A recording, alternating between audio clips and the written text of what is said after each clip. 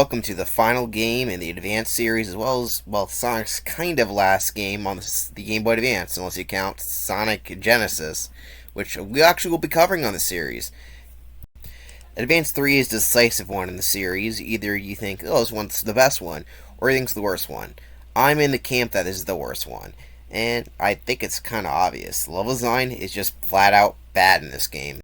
To go over the previous two installments real quick, Advance 1 I thought was a pretty good follow-up to the classic Sonic games. While not perfect, it emulated a lot of the gimmicks and gameplay styles, including kind of like a true sequel, having a fourth playable character and a bunch of other stuff. While it didn't have much of a story, the gameplay was fun, and some of the level design elements weren't quite up to the originals. For the most part, it felt like a Sonic 4 before we got Sonic 4, and then Sonic 4 again. Advance 2 changed the formula a little bit. Instead of trying to be a replication of the classic formula, we have one that is more emphasized on speed. And for the most part, Advance 2 works. In fact, there's some great new sprite work, as well as new moves that actually make the characters feel a little bit more fluent than they were in the previous game. Fortunately, I think the level design takes a hit for all this good positive stuff. However, someone like Advance 2 over 1, I can see why. Advance 2 does have unique things that Advance 1 doesn't offer. However, I'm more in the camp that Advance 1 is a better game. So what did they do with Advance 3 to make that one unique? Well, here's what they did. Sonic Advance 3 introduces the idea of a partner system. I wouldn't be surprised if it was inspired by Sonic Heroes, however there is no development history on this game. Wah wah. This is a neat idea and premise, but in execution, I don't think it does it that well. Mostly because the way the game is structured, you have to go to Act 2, the end of Act 2, in order to unlock Knuckles.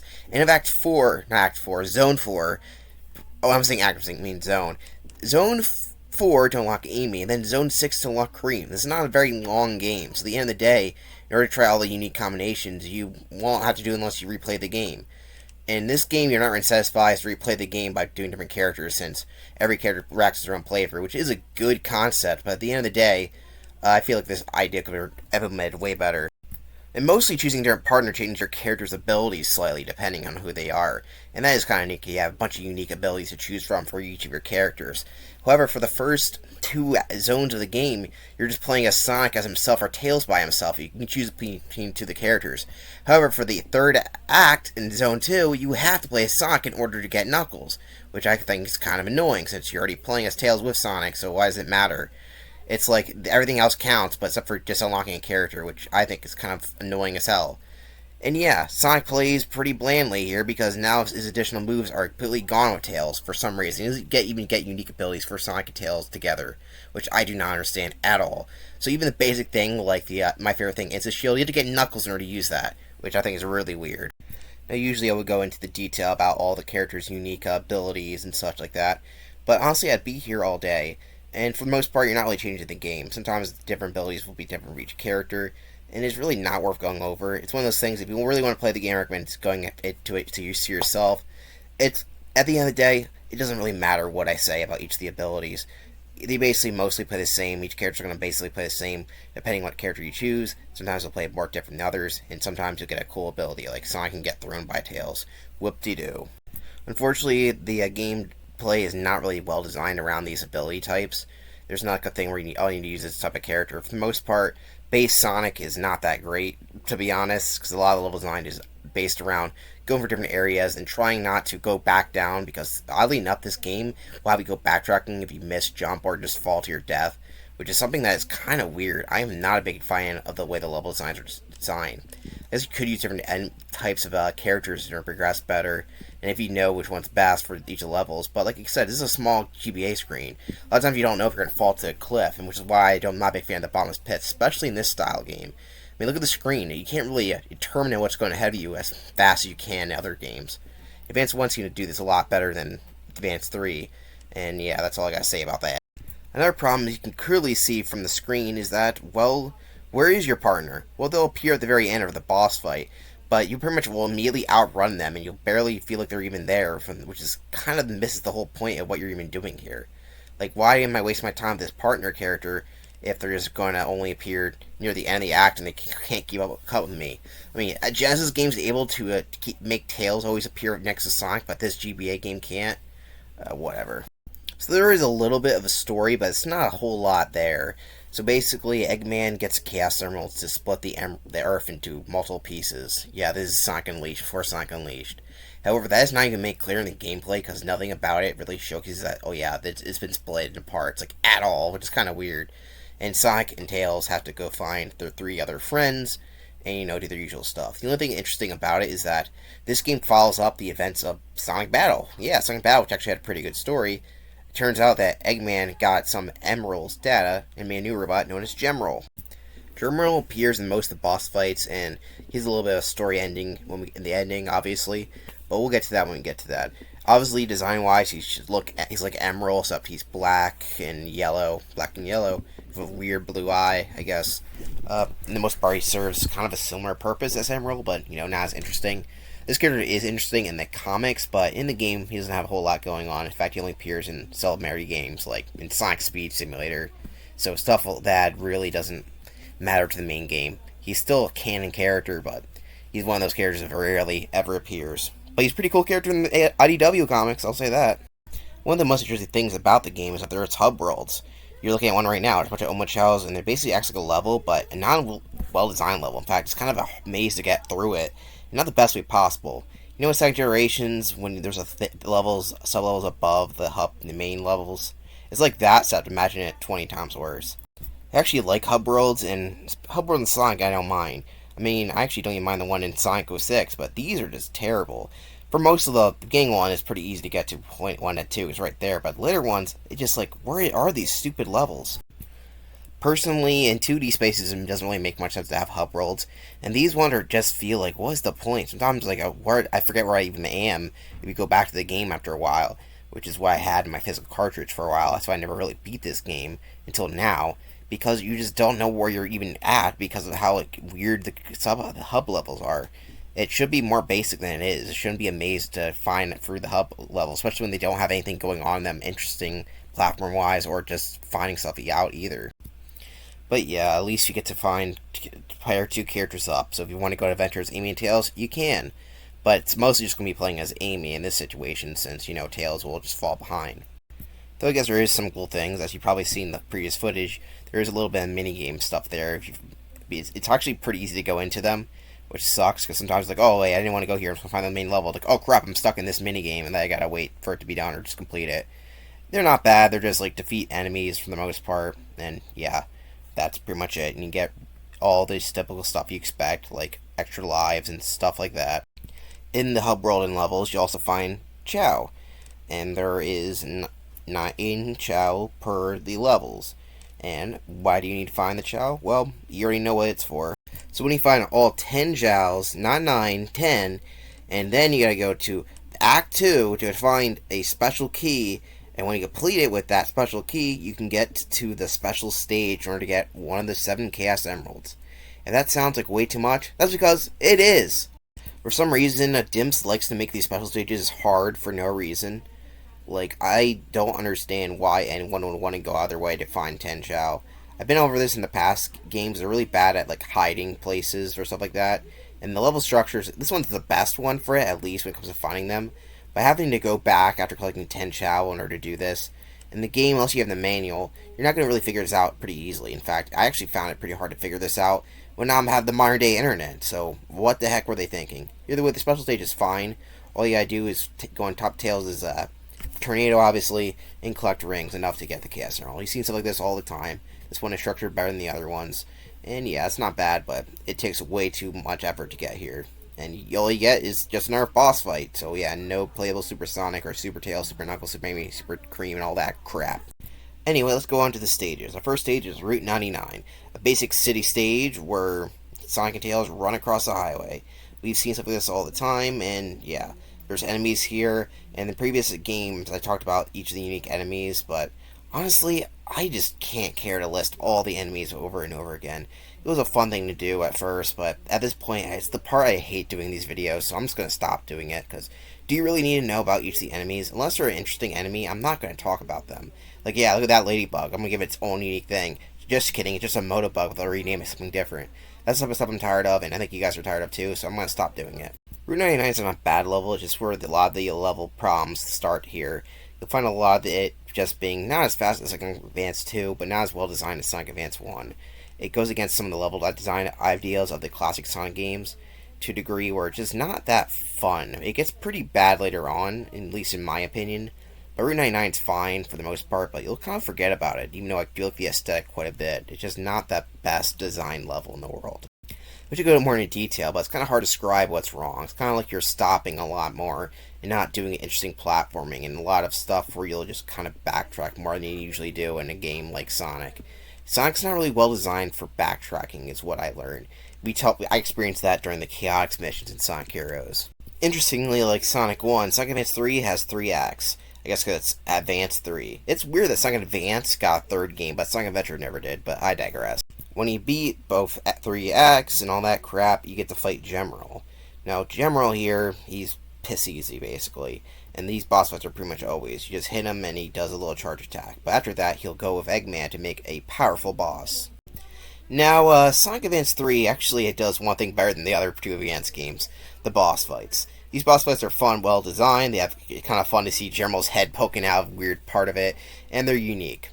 They're also not hard for the sake of just being hard. Here you have to aim it to where Eggman's head is going to go for the hammer and try to avoid it. Not difficult or challenging. For a new time player it might be, but it's the first boss, so you gotta establish something there. And I kinda like it.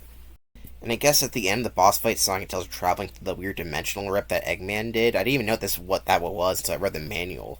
How many people playing this game, let me know in the comments, knew about the world being split apart from Sonic Advance 3, because I guess I missed it, because I did not know it until I read it. Like, oh, apparently that happened. The next zone is Sunset Hill, which has a nice aesthetic, though it looks very similar to Green Hill Zone.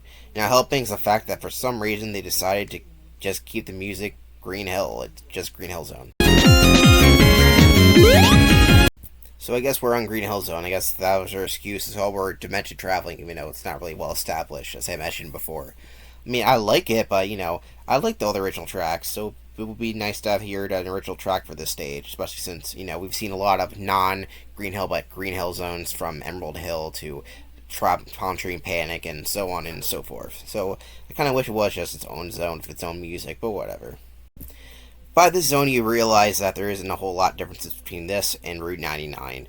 It has a different aesthetic and music, but a lot of the gimmicks are still there. There's not a whole lot. You have pole swinging for some reason, and a lot of similar enemies we've seen before in other games, especially the Sonic Advance games. We've seen these enemies all before. The same grinding for Sonic Advance 2 and Advance 1, kind of. Yeah, I say Advance 1, kind of, because only Sonic can grind in that game. But as you know, in Sonic Advance 2, every character can grind. And when every character can grind, no one can. I would say Sunset Hill is a better zone in design-wise than Route 99, but it's still nothing out of the water. In fact, I preferred the Neo Green Hill Zone from Sonic Advance 1 when it comes to these style stages, but whatever. The boss fight here is pretty easy. Eggman and Gemerald are in a giant wheel, and you can create a platform to jump on them easier, but it's pretty easy as it is. In fact, you can see the tails is just hitting it by itself. This boss fight is really easy, and if you struggle on it, I don't know what to say, but you can just get better at games, I guess. Much like in Advance 2, where you think there's going to be a story, there really isn't. Sonic and Knuckles have the same banter they've had in the last couple games, where Sonic's like, hey, I hate you, and Knuckles is like, hey, I hate you too, and then they join in a team. As if they want to have the thing where Knuckles betrays Sonic again for Eggman, but they're just like, no, let's not do that, and yeah, that's it. It kind of sucks. But hey, at least you can play as Knuckles, and you go backwards into this weird contraption, and that allows you to swap characters, and like I said, you can play as any character and they complete the progression. I guess a bonus point here is you don't have to beat the game of all characters and unlock a perfect ending, because all the characters are already in the main storyline, so that's nice. Except for the fact that in order to lock Amy or Cream at this point, you have to play as Sonic in the last level, which isn't that fun. I mean, come on. Let me beat the level as Knuckles, alright? The third zone, known as Ocean Base, is pretty bad, actually. I don't like it at all. And not even because it's a water level, because it's structured like complete ass. This is actually the part where I almost gave up on this game, but I trudged through it, unfortunately.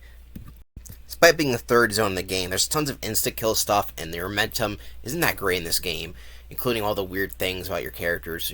If you want to have the perfect thing, you gotta find it in order to get through some of the obstacles, but even then, it's not guaranteed. You gotta jump through a bunch of waterfalls, which isn't the funnest thing in the world, and slowly break through platforms, which also isn't the funnest thing in the world. Like, why does it take 5 hits to hit that? It would be fine if it's just 2. And of course, now it's at Bombus Pez, we have instant crushing death, which is constant. And like I said, it's a small screen, so if you don't see that platform before you're there, you're gonna die. For the boss, Eggman and General are on this giant leapfrog machine, where, of course, what do you think they're gonna do? But leap on top of you. And you already know how to defeat this boss fight. When they land, you want to be in the middle so you can hit them right in the center. And yeah, that's pretty much it. This boss fight is super easy, so you can have a single problem beating it. The fourth zone is Toy Kingdom, and Toy Kingdom is, well, kind of cool. It's way better than the last zone, I'll say that. One, it has a very similar aesthetic to Music Park. Is it Music Plant or Music Park? I always forget. I think Music Plant, because Music Park's from Mario Kart. Not that it really matters. Anyway, Toy Kingdom is a very colorful and lively zone, and it's actually a pretty fun zone. It might not be as well remembered as its aforementioned Music Plant, but it's still pretty fun with all the rockets and fun little things going around here. It still has a lot of the level design problems of the previous acts, but hey, it's not bad. Like I said, Sonic Advance 3 is not a bad game. It's just at this point, I was kind of disappointed after the 1 and 2, I think, being a pretty good game, and just 1 not really delivering as much as I would like to. For the Toy Kingdom boss, we got Jack in a Box, where General goes to Jack and Eggman appears on the side. You gotta hit Eggman while also avoiding the wrecking ball that General is, or random toy soldiers that get shoot out. It's a pretty interesting boss fight and actually fits the theme of the level pretty well. I like it quite a bit, and Sonic has a hammer now. Yeah, if you pair with Amy, you'll be considered a lovely couple, and Sonic got the ability to hit a hammer, which is nice.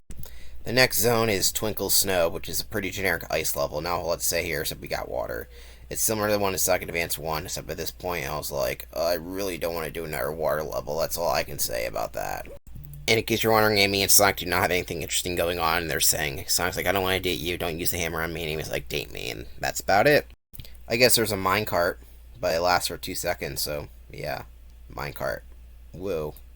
For the boss fight, we're going up a tower as Eggman's coming up on us and the platforms fall down, and you can kind of basically see what happens. General shoots another wrecking ball stuff at us, and we gotta land platforms on top of Eggman and have Tails hit him maybe.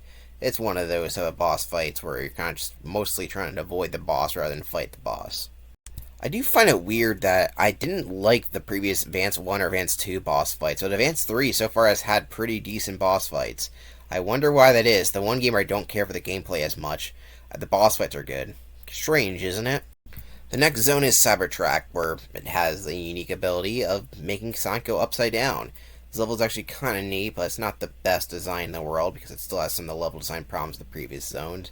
However, as a cool gimmick that, even though we've kind of seen it before, I still like to see it. Sonic enters the Matrix, and I guess I'm all here for it. And for being Act 3, we get to get Cream on the team. And that's the last character. It would have been nice to have her earlier in the game, because, she was designed for newcomers.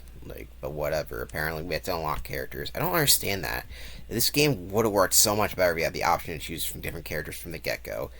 I think so, but whatever. Maybe I'm wrong. During the boss fight, Eggman and General are just shooting little bullets at them, and you gotta knock them back into them. It's about what it looks like. Not a bad design, but not the best one in the world. It could be a little tedious. Then the next zone, Chaos Angel. Similar to, the Angel Island zone from Sonic Advance 1. Was it called Angel Island Zone? I'm pretty sure it was. Where basically we're above bottomless pits, and we're kind of an ancient ruin, and yeah. It looks interesting, but like I said, it doesn't really play that well. I'm honestly curious if the reason why these just aren't as exciting to me is maybe I got burnt out with the other two Advance games. After all, I've been playing them a lot more recently than I would in previous eras. So far, it's been Advance 1, 2, and 3. It feels like a right in a row. It probably isn't, but who the heck knows. At the end of this zone, we have another fight with General, except he has more tricks up his sleeve. Where he's a little bit more stronger of an opponent. Like, he teleports, he shoots missiles, and all sorts of stuff like that. Like, man, this guy's tough. Well, not really. He and Eggman are in a giant mech. Like, geez Louise, look at that thing. And of course, looks like they're about to steal the Master Emerald. Turns out we're on Angel Island after all. I guess it makes sense. And yeah, here's the boss. We gotta avoid the hands while also trying to get up to hit Eggman in his face. Well, not really, because he's protected by glass, but you know what I mean. Also, looks like the hands are playing Pong. Yeah, but quite literally playing Pong with these red meteor-looking things. After that, Sonic hits Eggman, he goes down, and General is like, I guess I failed here, so goodbye. And that's it. The Master Emerald then begins to glow, and it shoots a space laser into the sky, like it's a 2010s movie. And this laser brings the sky to be blue and flickies down to the sky, making it a happy ending. Yeah, it's happy. Omochao even takes a picture of the crowd, showcasing how happy an ending this is. And yeah, this is the normal ending about Chaos Emeralds. There really is no incentive to get Chaos Emeralds, I guess. As a matter of fact, you look at the Supersonic ending, it looks like it's worse, because General's here is like, I'm going to hit you again and steal all the Chaos Emeralds you had on you, and I'm going to transform into Super General. And of course, this form is, well, it's a giant ball. Wow. Sonic, who hates giant balls, sees the Chaos Emeralds are still there, I guess. Wow, isn't that amazing? And transforms into Supersonic. And Sonic's like, hey, Eggman, you want to help me out, stop your own problem? And Eggman, I guess, is like, yeah, sure. So already it seems like the true ending's worse than the normal ending. After all, we still have the Master Emerald, I guess, restore the dimensions together again. I still don't understand the plot of this game. And I guess Sonic has to work with Eggman to stop General again, because, Eggman's really bad at his plans. Here, it's kind of cool for this to happen. At the same time, it's not really that interesting. Essentially, General is, like I said, I don't understand this final boss design at all. It's fucking terrible. He's just a giant ball with weird spiky arms. They're shooting stuff at him, and Sonic's got to charge Eggman at the thing, and yeah, that's about it. It's the basic Super Sonic boss fight. He runs out of rings, so you gotta collect rings in order to keep his meter up, and all sorts of that jazz. And soon you'll defeat Super General, I guess. I guess he is super there. Not the most interesting super form in the world, I guess. Anyway, eyes opening up, the character sees their friends, and it laughs and loves. Amy gives Sonic a big ol' hug, and I guess he pats her on the head. And that's the thing that Sonic does. Tails is like, what about Eggman, Sonic? And, well, Sonic's like, leave that fucker alone. I guess he helped me in the end. For whatever General was planning on doing, I guess. I wasn't sure. And Flicky's still come down, and I guess Knuckles isn't part of the group, because he's like, fuck you all, guys. Even though this is his Master Emerald, but whatever. No, wait, randomly, Knuckles will jump from the sky and say, yep, I did my job. What'd you do, Knuckles? Nothing. You weren't even there for the photo. The only thing interesting about this is that Cream and her mom sees General on the beach, and they decide to restore him. Well, actually, Tails restores him, but it looks like Cheese helps out. Isn't that cute? And General now helps out Cream and her mom, and that's the end. That would have been nice, except for the fact that General never appears in the mainline game. But if you count the IDW comics as canon, well, he's still there to help out the family. Isn't that nice? So far, the other advanced games gives us more incentive to do Supersonic stuff, and while it is neat to see General in his final spot being restored, after all, we lost Emerald in the last game. There's not a whole lot of connection to the last game. It seems like they just reused the same design, and, it's just the same character.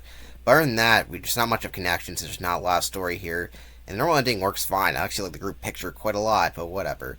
There's no alternate character ending since all the characters have the same campaign, so we got no cool stuff like that, like they did in the previous two games, but whatever. That was Sonic Advance 3. Advance 3 felt like, well, a middle project in between the next big release of the Nintendo DS, which comes out next year for DIMS, being Sonic Rush, and after all the other Advance games. Advance 3 is kind of like the weird middle child, I guess. Maybe I would accept if it's your favorite of the Advance series, but I don't get it. For me, it either was Burnout or the game just wasn't really that good, at least in my opinion. It's not bad, far from it, in fact. But at the same time, I was expecting a lot more, especially since the last two installments were very unique and a lot of fun. This one just doesn't really do it for me. Sonic Advance 3 was only released on GBA, because at THQ, what do you expect? They did that for every Sonic game, and Sonic Advance 3 is no exception. 21 loose price, you're not really going to find this game in a box, and don't worry about the 71 complete price. It's not too bad. If you're interested in collecting Sonic, then you'll probably have this. For all the advanced games on GBA, I don't recommend it over the other two. However, I think this one is cheaper, but I'm not too sure. And this game actually was released on the Wii U, but only in Japan. The Virtual Console release, not that matters since that thing shut down, so this is your only way you can play this game. Or you can use an emulator. I'm sorry this is a shorter review for all you fans out there of this series. I'm not sure how many you guys are. I've gotten some good comments on the Sonic series, even though some of them don't get as much views as others. That's fine. This series has been slowing down, if you couldn't tell. At one point, we'll be doing all of them Advanced 3 doesn't have a lot of passion onto it. I was playing it, I was like, ugh, it took me a while to do it. Not because it's because I just wasn't really into it. So don't expect to see too much of this stuff. I'm working on more bigger projects in the works, I guess. But yeah, this series will continue, especially if you guys show support for it. I know this one isn't as good as the other ones, and I'm sorry about that. As you can see, Sonic Advance 3 is in the C tier, by the way, just to let you know. If you want to see my reviews, like my little physical reviews, like typed up stuff, they're little snippets before I even do a review on just even stuff in general. I have a bunch of links in the channel description below, including backlog, where you can see me review games as I play them and what I'm playing, just to let you guys know. I post those actively because I like doing them. And yeah, I don't have a whole lot to say about Sonic Advance 3 that I haven't said already. So yeah, thank you for watching, and subscribe if you like it, and give me a like if you like it. Comment down below if you think I suck ass, and yeah, thank you for watching.